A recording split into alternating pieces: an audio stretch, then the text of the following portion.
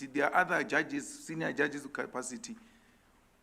Why can't you just allow that, look, let me be led by others to avoid putting the JSC at a difficult position? Because, you know, even if we like you, you put us in a position where we now have to go and speak against you.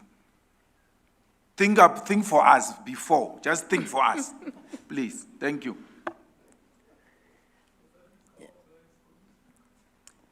You want to respond to that?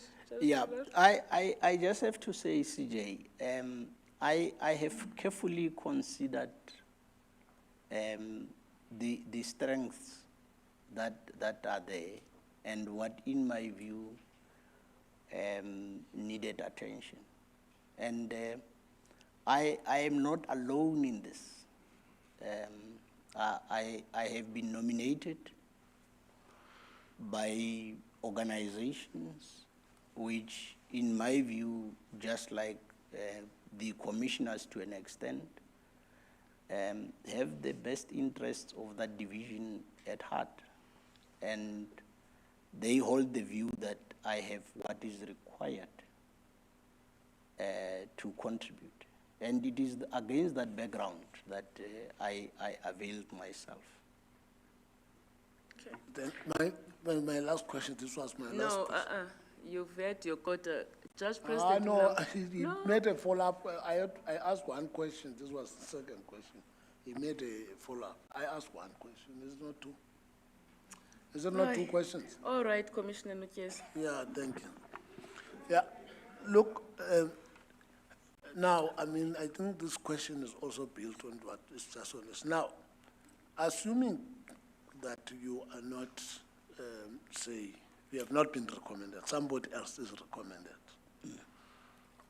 and you have identified all these challenges and with your leadership, are you willing to support whoever that is appointed, more so to build the collegiality that we have referred to? Are you willing to work with that person? Wholeheartedly, CJ, because remember, I am also looking forward, if appointed, to the support of everyone, including those who may not have supported my candidature. You need that, especially for a division like the Western Cape. So I'll be willing to support whoever is appointed. I will go to the tea room when they invite me. Judge President Mlam. Thank you very much, Chief Justice. Bamshate, good evening. So, as you sit here, Bo Khoshi Sukwati, Mampuru are your ancestors? Exactly.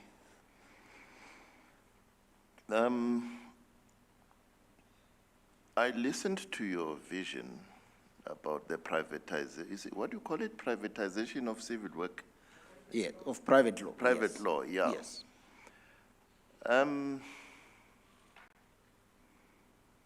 I sit here and I ask myself, did you raise this with your leadership? I mean, to say, but this is not on. I have done that, CJ. Yes. Yes. In a meeting. Yes. Yes. Okay. The question I wanted to ask you is the following. Because I represent heads of courts as I'm here, and when we have unstable divisions, it worries us. Yes. And our interest is to make sure that those divisions are stabilized. What do you propose would be the best way forward to address the skewed capacitation of criminal work above civil work in your division? CJ, as I've indicated, the starting point would be to study your statistics and your recent history of allocation. You know, and that's the template from which you work. You look at how many cases do you have where, in which area of operation. You look at which judges you have used in relation to those matters. You look at the complexity of the matters. You look at the strengths of your judges. Because remember, we don't have similar strengths, but each and every one of us brings something to the collective. So where, for instance, you observe that there is a need, for argument's sake, to capacitate certain judges in relation to, let's say, private or civil law. You start building that capacity by steadily but surely introducing the matters to those judges in relation to the degrees of their complexity. And it is very important that, especially with complex matters and where you constitute for argument's sake, a full bench or a full court, that you use those opportunities to make sure that there is a transfer of skills, because the judges are going to read the papers, they are going to be engaged in a conference as a panel. There would be an exchange of ideas, and it is the opportunity for senior judges where junior judges lack capacity to build up that capacity. What you can do, in my view, is to close off any capacity building. Thank you, Bamshat. I want to congratulate you on your stance regarding the embracing of customary legal systems. Recently, the Chief Justice gave me a blessing to attend an engagement in Uganda. The judiciary of Uganda and Kenya are far ahead in doing that. So I want to congratulate you on your stance that we should do that. Thank you, CJ. Thank you, JP. Thank you, JP. President Molemel. Yes, good afternoon, Judge Tulare. Good evening, CJ. Oh, late evening. Late evening. Good evening. Do you serve in any committee at your court? Earlier on, we heard that committees have been re-established. Do you serve in any one of these committees? Yes, I actually serve the two that I chair in, the one on infrastructure and the one on remuneration and benefits. Are there any recommendations that your committees have made to the leadership that you can talk about here today? Yes, quite a few. And I have to say some have been responded to.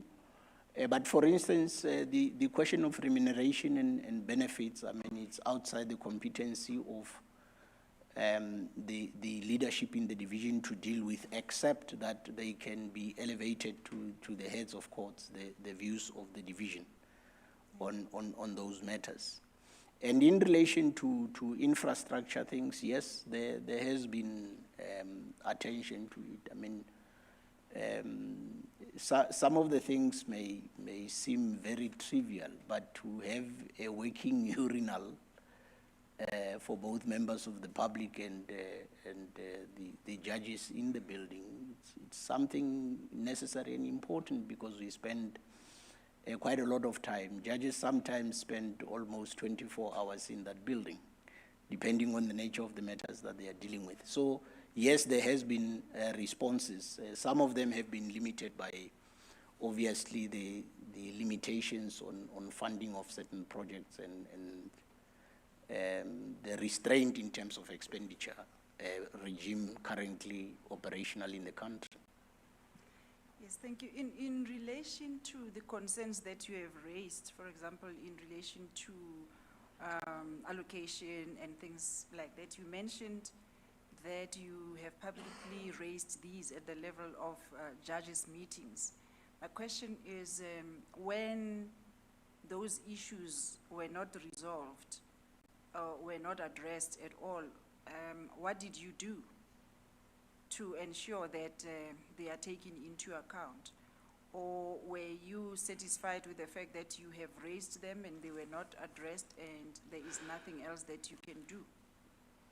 No, look, you start first at the level of engagement.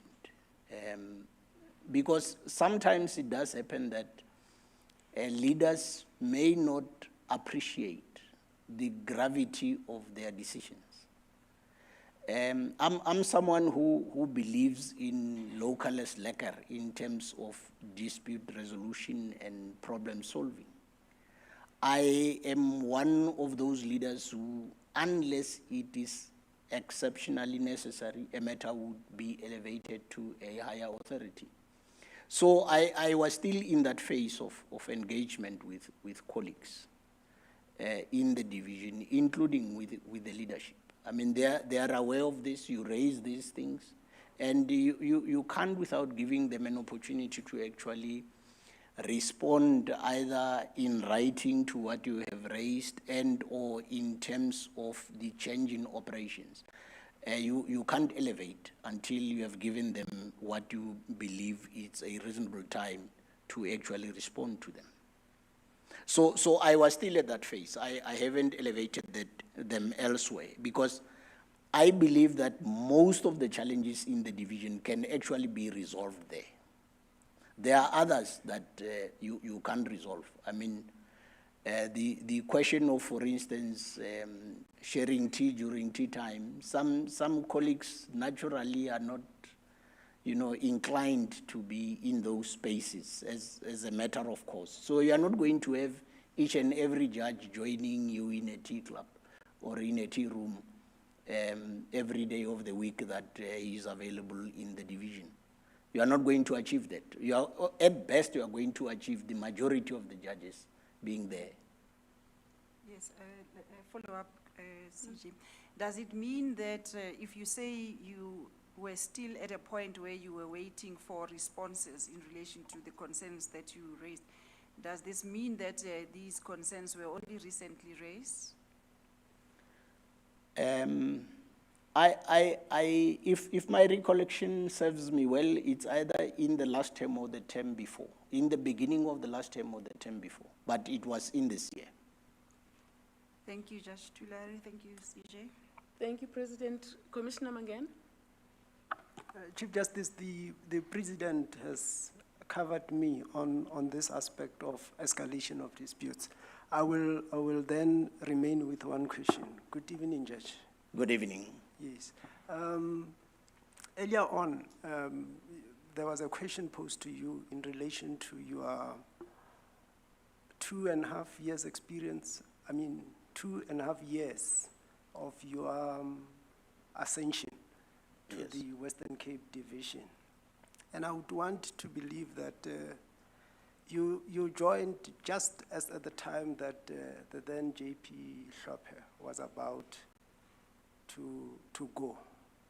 So a greater bulk of your time was spent with the leadership of acting Judge President Goliath. As a permanent judge, yes, but Yes. if we include the acting period, no. Yes, Because I started acting in the division in 2017. yes. Earlier in the day, there was an indication made that the problems in the divisions are largely due to the fallout between the two heads of court. And wouldn't you say that the fact that you came during the time when JP Hlophe was gone or was about to go, put you in a good state to address the problems that you have identified because you were not deeply affected by the fallout between the two heads of courts? Yes, because in the, let me say, when, for lack of better terminology, the popo hit the fan in or around February 2020, I was back in the magistracy at the time. So I know the division from 2017 up until February 2020. And subsequent to that, I came to a different division. Let me give a classic example of the tea room environment. When I came into the division in 2017 up until 2020, all judges, and as I've said, with the qualification that you can't get all the judges participating in a common room tea club, but the majority of judges were members of that tea club. That's when I left back just pre-COVID lockdown and went back to lead the magistracy during the lockdown. When I came back, almost only half attended tea, not the better component of the division. And what happened is, when the then Judge President left, there was, for all intents and purposes, a swap. Those who did not attend tea between February 2020 up until the date of his departure, then attended to tea, and those who attended during his term, in the majority, did not attend. That was the reality, and it's still the prevailing position, by the way, as we speak.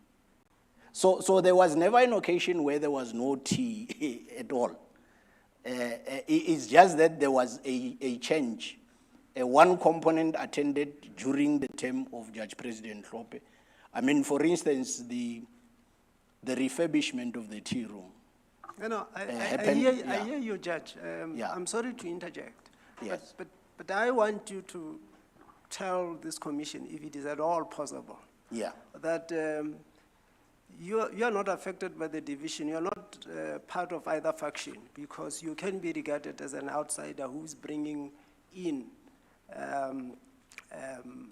who is advantageous in the sense that you are not on either side. Yes, I'm aloof. I have the support and I enjoy the collegiality of both groups, to put it mildly. Thank you, Chief Justice. Commissioner Marmogai? Thank you very much, CJ. Good evening, Judge Tulare. Good evening. On the 11th of September 2024, you took a shot outside the 18 area and it landed into a goal. The matter that dealt with duty of support by the step-parent. Yes. Towards the stepchild. You still remember that matter? Yes, I do. Yes. In that matter, you came up with something that really excited a lot of people in the family space, because it stretched somewhat the concept of duty of support. And it said there might be circumstances wherein, when somebody has assumed that duty by conduct, that person can actually be ordered to pay maintenance, even though it's not a biological father, or it's not an adoptive parent. Yes. What I want to understand is, because in the judgment you say it should be guided, that decision must be guided by the facts of the case. Yes. Should we adopt the facts route, or should we have a criteria or a test that should be applied to actually order somebody who is not a biological parent or an adoptive parent to support the children? Yeah, I have said in the judgment, when you just ordinarily help out your partner or your new spouse who has got other children, you don't necessarily attract the duty by that. But the moment you place yourself in a local parentis position, my proposition is that you then attract that duty. So there is that principle. And I'm saying the question whether you then assumed the position of being a parent is a matter to be determined by the merits of a case. So there is a principle which, whether it applies to that specific incidence, would be determined by the facts. That's my ruling. No, thanks. It was progressive, because in the pension law space, when you are dealing with death benefits, similar approach is actually adopted. And I think it was well received in the family space. Thank you very much, CJ. Commissioner Ngoito. Thank you, Chief Justice. Good evening, Justice Tulare. Good evening, Commissioner. Yeah, I must first express my appreciation of your position in the bench. Every time I've appeared in front of you, I've been treated with a lot of courtesy and respect. Thank you. You're welcome. And also your independent-mindedness. I've never seen you as someone who just follows the crowd for the sake of it. You always have a different take to things, which can only enrich the judiciary. The objection by Mr. Amos came to us. We dismissed it. You don't have to worry about it. Thank you, Commissioner. And then the criticism, just on the issue that you were discussing with Professor Marumochai. I mean, there is a tension, I think, between the desire to develop the law to reach a just outcome, right, and the constraints of the legal process. And I think that's what you are grappling with. Unfortunately, you've been criticized. And unfortunately, I have to ask you the extent to which you will take heed of that criticism. There are three aspects on which you have been criticized. One is your failure to stick to the pleadings of the case, to decide things that are not in the pleadings. The second is to make political statements. Speaking for myself, I actually enjoyed reading the statements in your judgment. Wathinda abafazi, siya ePitoli, sifikile ePitoli. So it was all entertaining to read, but they say that's wrong because you may create a feeling to the reader or one of the parties that you are actually partisan. And the third one is giving an order against a party who is a non-party. So you imposed an order on the Premier, imposed an order on the Mayor, but none of those were actually parties in front of you. So I just want to ask on those three things, and those are part of what I refer to as the legal process, which is constraining. And many lawyers will say that constraint is necessary for the rule of law, whether or not in the next judgment you will take heed of those. Or because I was very worried when I listened to the exchange with Professor Marumochai. It felt to me that in the next judgment you will do the same thing. I have indicated to say, look, you learn, as I say, with long shots, I have learned that sometimes it may not be received in the same way that you're kicking it, and it's a lesson for me. With regard to the pleaded facts of a case, as I indicated, one should bear in mind that I never had before me the case of the executive mayor versus the DPP. That's why there is no judgment on that matter. It is a case that developed on appeal. And I'm ready to live with that. Because of what, with hindsight, I realize I could and should have done. So I've learned from that. So this deals with the question of whether I dealt with a pleaded case or not. There was no such. I was dealing, in my view at the time, with an inquisitorial process of how best to help a child in distress. With regard to the political statements, I have indicated that yes, I realize with the comments that are being made that look, some approaches people may be sensitive to that, and one should restrain oneself. Yes, so I mean, I'll just totally dispense with them. They Yes. should have no role in the judgment. Exactly. Yes. Yes. And then the order without joinder. Look, I was in, and I don't want to sound as if I'm defending the matter. I'm just taking the commissioners into my processes of thinking at the time. And because remember, judgment writing is unlike writing a thesis. You don't always put in all that you have read in a judgment.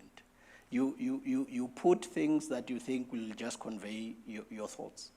But look, I had considered cases like Zweni versus Minister of Law and Order, and a discussion of when is an order final. And my impression and understanding of the time was that if the order is not definitive in the sense that it prohibits a party from coming to court to address it, just like in the context of a rule nisi, the fact that you don't call it so doesn't mean it is not so. That was my thinking process at the time. So I'm not justifying it. I'm just taking you through my thought processes to say the totality of the reading of the order in how I phrased it, in my view, was that it was very clear that there was an opening for the executive mayor to come and deal with the law and all the other aspects that related to the order. And obviously I've taken cognizance of what the full court has said, and that settles it. So which means what? That you may not in the future give an order without joinder? I would not. Yes. Yes. Now, I just want to ask you then a substantive legal question, and I was very pleased to hear Inkosi Nongonyana as an involved,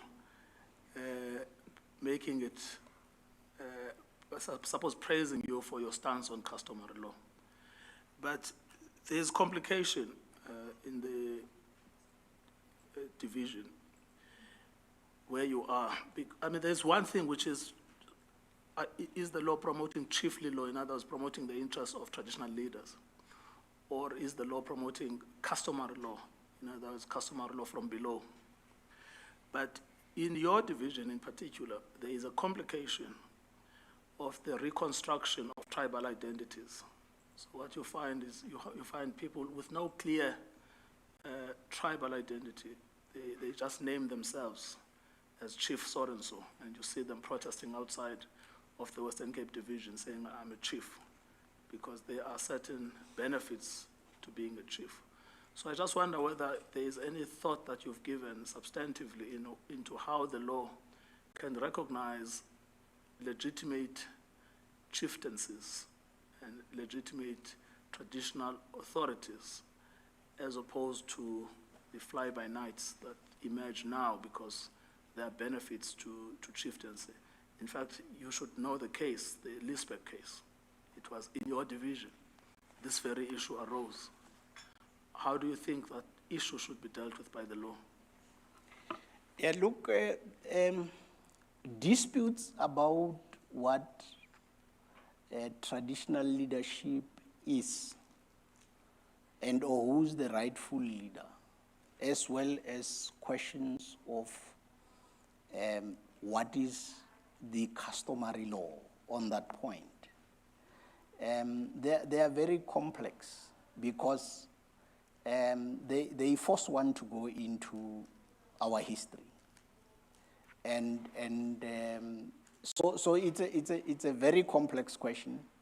I'm afraid from where I'm sitting, I have to kind of disappoint you, Commissioner Ngukaitobi, to say, because of the complexity of the question, one would obviously seek guidance from what the Constitution itself says, and to the extent that other judgments, especially judgments of the superior courts, your SCA and the Constitutional Court have said on the approach to be adopted in dealing with these questions. But they are not easy ones. They are very complex.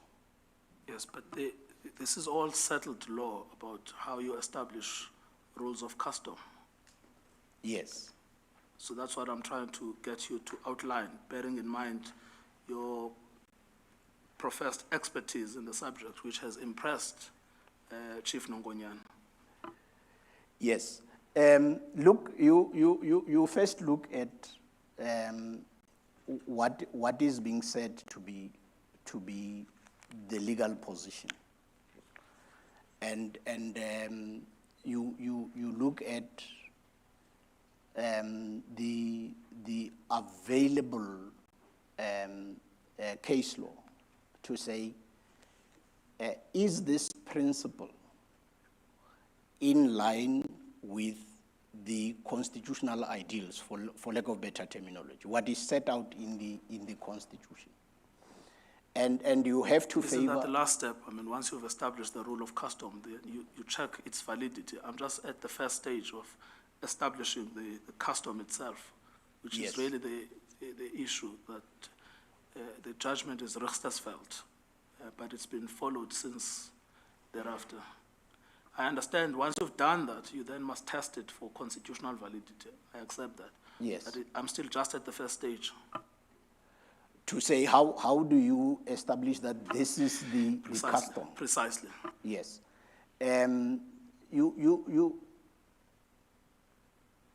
I'm trying to have a recollection and try to align my answer to the terminology in the case, but my recollection. No, you don't fails need me. to. I mean, it's too late. Yes. It's 9:30. Thank you for your My answer. recollection fails me. Yeah, no problem. Yes, Thank thank you. CJ, can I follow up? Do you have to? I think it's important that I do, will, CJ. Will your question advance the result I think it's of- important that I do, CJ. Okay, I all right. really think it's important. Just to Larry, I want to take you to the decision that I spoke to you about. Yes. Because it came out when Commissioner Toby was building up to his questioning. I think it's important to highlight that in the judgment that I spoke to you about, there you got the law absolutely right. You started first by indicating that the common law does not recognize the situation. Yes. Then later on in the judgment, you made reference to Section 28 of the Constitution, Yes. which deals with the best interest of the child. And that was your source of protecting the children under those circumstances. And anyone who criticizes you on your approach, it's either one, they don't understand the methodology of family law, or they're not familiar with how care and parental responsibilities are actually established. And I thought that was important for me to highlight. Thank you very much, CJ. Just to tidy up, Judge Tulare, you've been a member of the Advisory Committee of the Law Reform Commission and the Magistrates Commission, Yes. and you led the magistracy for many years under the auspices of JOASA, of which you ultimately became president. That is correct, CJ. And you have been a very active member of the International Association of Judges, which we will host in a conference in Cape Town later this week. Yes, it starts on this weekend, CJ. And you were elected as Africa's representative to the Special Rapporteur on the independence of the judiciary at the United Nations. That is correct, CJ. Okay, last one. What happened to that reserve judgment you listed in your questionnaire? Was It has been delivered now, CJ. When? I can't recall, but it was soon thereafter. I can't Alright. recall the exact date, but it was delivered. Okay. Thank you very much, Judge Tulare. Thank you, CJ. All the best. Thank you. You're excused. Shall we clear the room, please, for deliberations?